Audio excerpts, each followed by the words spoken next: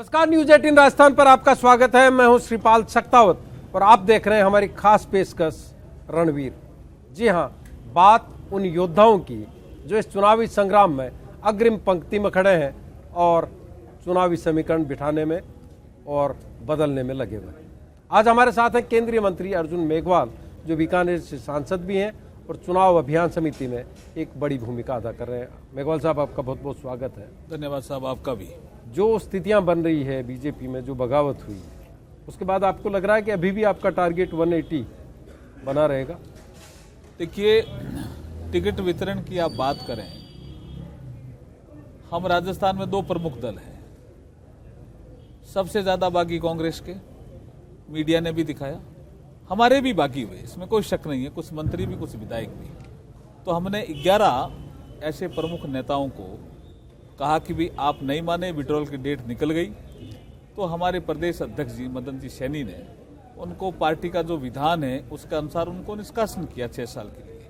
बाकी जो है उनको हम रिटायर करने की स्थिति में, समझाने की स्थिति में हैं, और नहीं तो 1-2 दिन में कोई फैसला होने वाला है।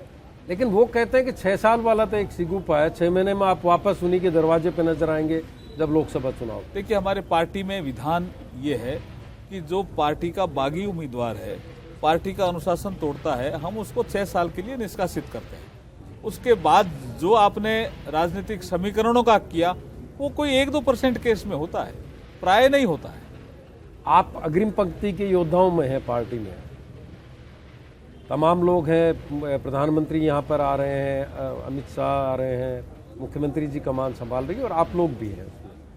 क्या मुद्दे हैं जिनके ऊपर आपको लग रहा है कि चुनाव पर? देखिए, हमारे प्रधानमंत्री जी का साफ साफ कहना है कि अगर इस देश का विकास करना है तो डेवलपमेंट ही एक मुद्दा है, डेवलपमेंट थ्रू गुड गवर्नेंस।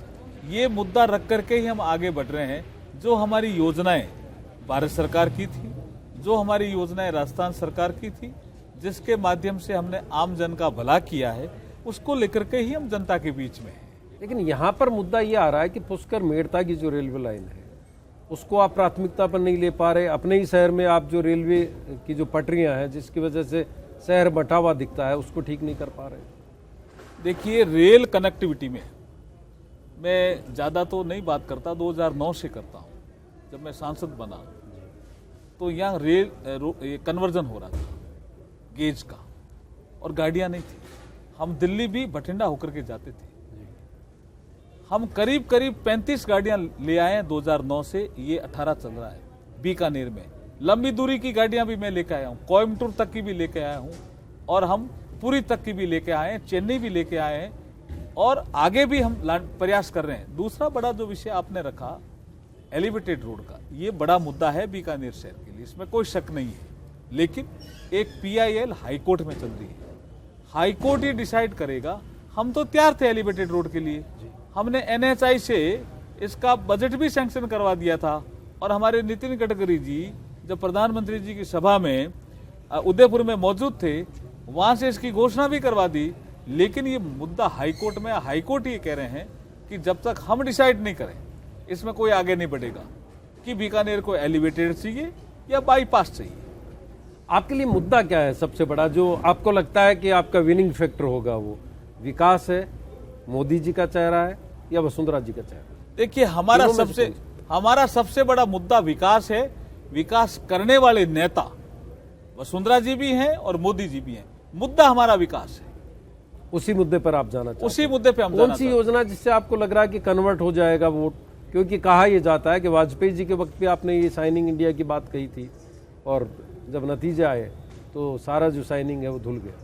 नहीं, ऐसी बात नहीं है। उसमें नतीजों में आप देखेंगे कांग्रेस और बीजेपी में कोई बहुत ज्यादा फर्क नहीं था, कोई 7-8 सीटों का ही फर्क था। लेकिन जो वाजपेयी जी ने किया, जनता आज भी याद करती है। ये KCC किसान क्रेडिट कार्ड, ये NRHM, ये सर्व शिक्षा अभियान, ये सब वाजपेयी जी की देन है। और हम जो कह रहे हैं कि मोदी जी ने जो योजना बना करके गाँव के विकास की परिकल्पना की है, उस परिकल्पना में गाँव का आदमी सोच रहा है कि पहली बार इतना बजट आ रहा है गांव में। आप 2014 में किसी ग्राम पंचायत को पूछेंगे कि आपका बजट क्या था, वो 2 गुना हो गया। किसी ग्राम पंचायत में 3 गुना हो गया। ये क्यों बढ़ा? जब वो पूछता है कैसे बढ़ा, मैंने कहा ये आर्थिक सुधार के कारण बढ़ा, नोटबंदी और जीएसटी जैसे सुधार किए उसके कारण बढ़ा, ब्लैक मनी जनरेट हो रही थी उसको रोकने के कारण बढ़ा, जो शैडो इकोनॉमी थी उसको बंद करने के कारण बढ़ा।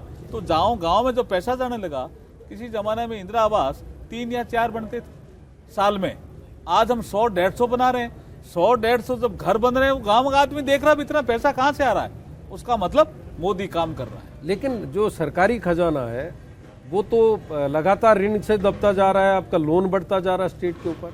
देखिए, जो कांग्रेस ने एक आरोप पत्र जारी किया उसमें एक आंकड़ा दिया उन्होंने कि 1,90,000, कभी वो 1,09,000 बोल रहे हैं, उसमें वो कंटिजेंसी वाला पैसा 80-85 हजार करोड़ है, वो खा जाते हैं, उसको जोड़ते नहीं। दूसरा, जो बिजली कंपनियां थी वो घाटे में चली गई। जब हमने छोड़ा था और गहलोत साहब आए थे, जब बिजली कंपनियों पे 25,000 करोड़ का कर्ज था, जो चला गया 77,000 करोड़। वो भी तो ऋण जोड़ना पड़ेगा ना। अगर हम वो नहीं जोड़ते और लोन नहीं लेते तो राजस्थान अंधेरे में हो जाता। क्या राजस्थान को वो अंधेरे में देखना चाह रहे थे? हमने अगर लोन लिया है, लोन की मात्रा बढ़ाई है, तो उसका विकास भी किया है और फील्ड में दिख भी रहा है। अगर हम लोन नहीं लेते तो बैंकों ने तो बिजली कंपनियों को लोन देने से बंद कर दिया था। क्या राजस्थान को अंधेरे में रखते?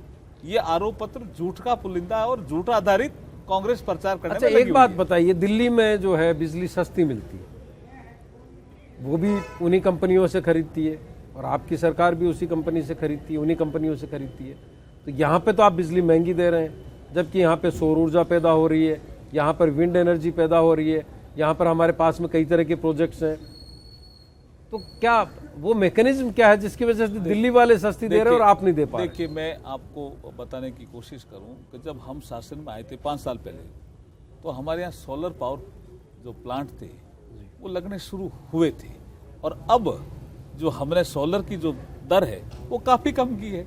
आप हमारे एनएलसी की भी दर है उसको भी हम कमी करके लाए। बिजली की दरें हमने घटाई है, परचेज भी कम में कर रहे हैं और बाईबैक अरेंजमेंट भी हम कम में कर रहे हैं। लेकिन धीरे धीरे, जैसे आपने कहा कि रिन्यूएबल एनर्जी की तरफ हम तेजी से बढ़ेंगे, सोलर, विंड, मीथेन, उसके यहाँ तेजी से बढ़ेंगे तो बिजली सस्ती भी होगी, इसमें कोई शक नहीं है। बिजली सस्ती हो सकती है, थोड़ा और मैनेजमेंट करने की आवश्यकता है। इस दिशा में हम तेजी से आगे बढ़ रहे हैं।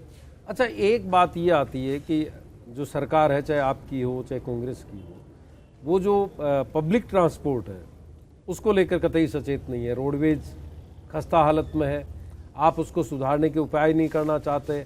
दोनों ही सरकारों पर आरोप लगता है कि आप उसका प्राइवेटाइजेशन करना चाहते हैं, निजीकरण करना चाहते हैं। देखिए, जब देश आज़ाद हुआ तो पब्लिक ट्रांसपोर्ट का विषय चला।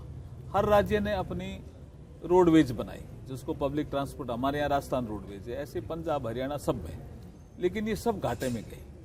घाटे में जाने के बाद प्राइवेट लोग आए, तो प्राइवेट लोगों को रोडवेज चलने नहीं देते थे। मामला सुप्रीम कोर्ट में गया, बोला ये कोई मोनोपोली बिजनेस थोड़ी है, प्राइवेट भी चलेगा। तो प्राइवेट भी चलने लगा, कंपटीशन हुआ। उस कंपटीशन में कोई राजस्थान रोडवेज घाटे में है और 45 करोड़ रुपए हम हर महीने दे रहे हैं, ऐसा नहीं है। बहुत से रोडवेज घाटे में है, बहुत से राज्यों ने रोडवेज को बंद भी किया है, राजस्थान सरकार ने बंद नहीं किया है, लेकिन हम उसको मैनेज करने का प्रयास कर रहे हैं। बात हम उन योद्धाओं की कर रहे हैं जो चुनावी संग्राम में अपनी अपनी पार्टी की तरफ से हरावल दस्ते में शामिल है। उन्हीं में से एक है अर्जुन मेघवाल, जो केंद्रीय मंत्री भी हैं और बड़े दलित नेता भी हैं। दलित राजनीति की बात कर लेते हैं हम।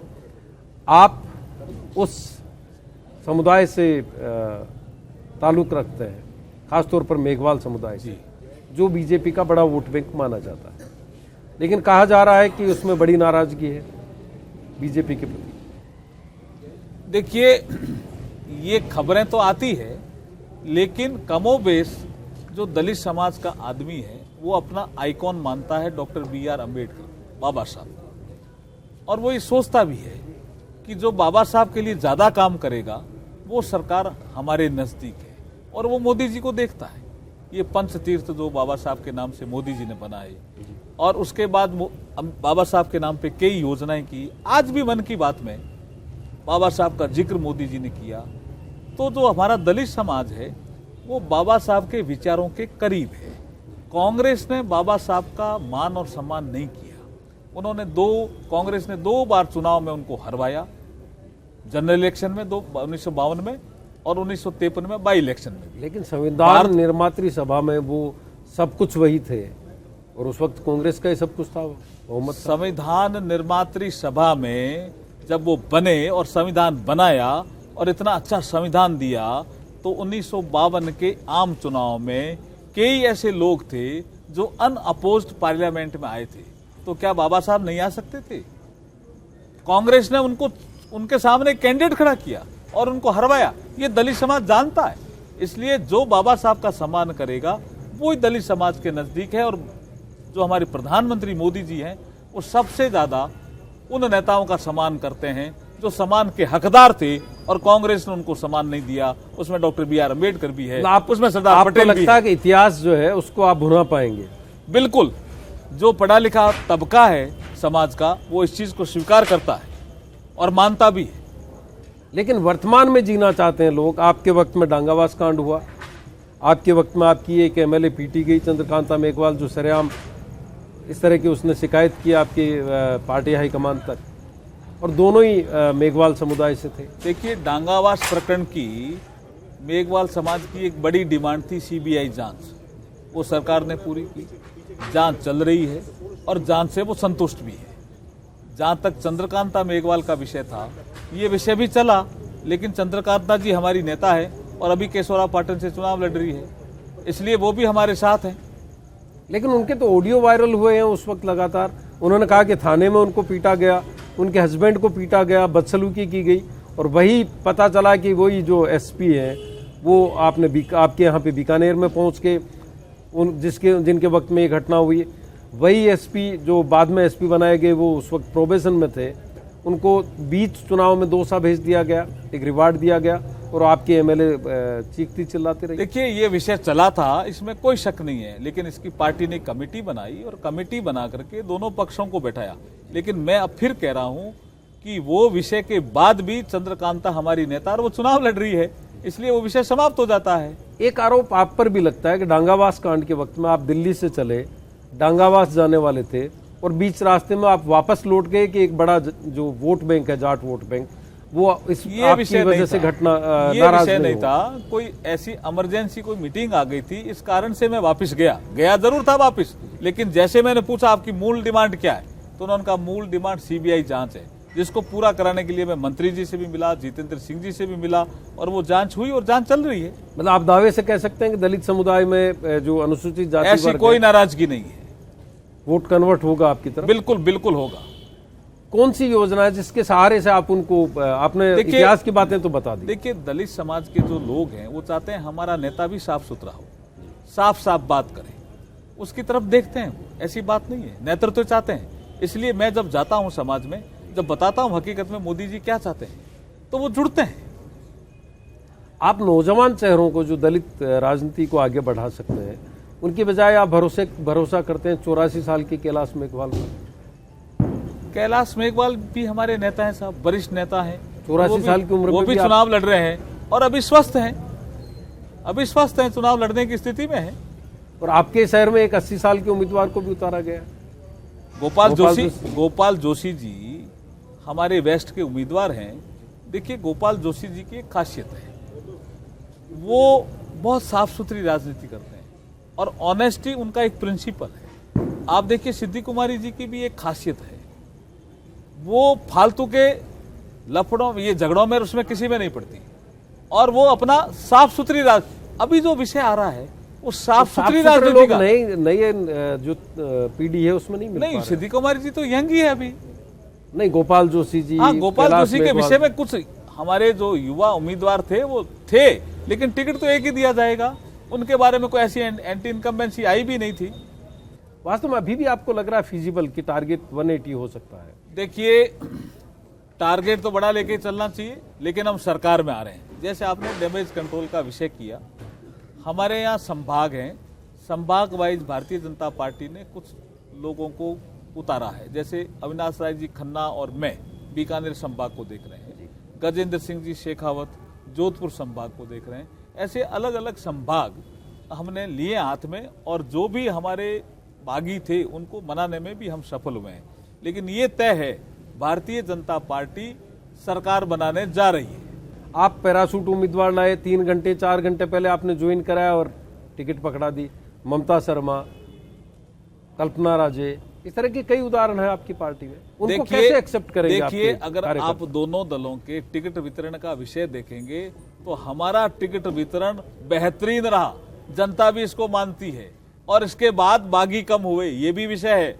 एक चीज और, मैं आपने जब छेड़ ही दिया विषय, तो कहना चाहते हैं कि राजनीति में जैसे बीकानेर का विषय है, आप एज का वाला विषय अलग है, लेकिन गोपाल जोशी की राजनीति में आप अगर देखेंगे तो ये आजकल एक पॉलिटिकल साइंस में बिहेवियर साइंस भी लोग पढ़ाते हैं, और जनता साफ सुथरी राजनीति को पसंद कर रही है। ये हमारा सिद्धि कुमारी जी का सर्वे हमने पढ़ा, तो सर्वे में जनता ने कहा कि ये किसी का नुकसान नहीं कर रही है, इसलिए हमें पसंद है। ये ऐसे सर्वे में रिपोर्टें आई। गोपाल जोशी का विषय आया, भाई ये ईमानदार है। ये ऐसे कुछ विषय थे जिसके कारण ये टिकट पा गए। टिकट मांगने वाले ज्यादा थे, इसमें कोई शक नहीं है, नए लोग भी थे, जवान लोग भी थे, हमारे पार्टी के पदाधिकारी भी थे, वेस्ट से भी मांग रहे थे, ईस्ट से भी मांग रहे थे, लेकिन सर्वे रिपोर्ट में इन दोनों की बातें कुछ ठीक आई, तो राष्ट्रीय नेतृत्व ने सोचा ठीक है, अच्छा, हमें अच्छे उम्मीदवार हैं, हमें उतारना चाहिए। आपकी एक्सेप्टेबिलिटी को लेकर के सवाल खड़ा हुआ था उस वक्त दोनों की, जब अध्यक्ष के लिए बात आई? नहीं, ऐसा कोई विषय नहीं था, हम कोई दौड़ में भी नहीं थे। जो पार्टी काम देती है उसको करने के लिए हमेशा तैयार रहते हैं। और कई लोग आपको एक दलित चेहरा मानते हैं मुख्यमंत्री के लिए भी। नहीं, हम किसी दौड़ में नहीं है।